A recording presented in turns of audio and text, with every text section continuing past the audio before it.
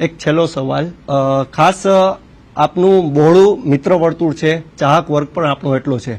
લોકશાહીનું આ મહાપર્વ છે, મતદાન અવશ્ય આપણે કરવું જ જોઈએ.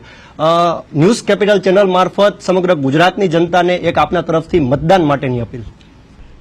બહુ સારો વિષય આપે મારા ધ્યાન ઉપર મૂક્યો છે. હું સમગ્ર દેશના નાગરિકોને એક વિનંતી કરવાના મતનો છું.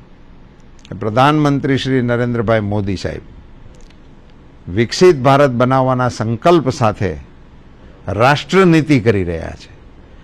એવું સમર્થ નેતૃત્વ જ્યારે દેશને મળી રહ્યું હોય અને વિકસિત ભારત બનવાની દિશામાં આપણો દેશ અને આપણું રાષ્ટ્ર આગળ વધી રહ્યું હોય ત્યારે લોકશાહીના આ ઉત્સવની અંદર તમામ નાગરિકોએ જોડાવવું જોઈએ.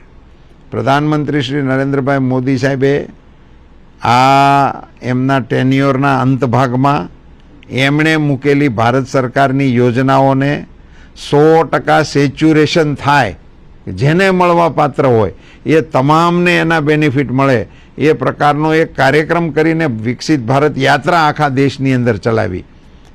એના પ્રતિસાદ રૂપે આપણા નાગરિક ધર્મ એવો બનાવવાની ને બજાવવાની આવશ્યકતા છે કે આપણે પણ સામે 100% મતદાન તરફ આપણે સૌ આગળ વધીએ અને એક ગીત ગાતા ગાતા ઢોલ નગારા સાથે તમામ બૂથમાંથી લોકો મતદાન કરવા માટે ઉમટી પડે એવી આપ સૌને આપની ચેનલ મારફતે હું વિનંતી કરું છું.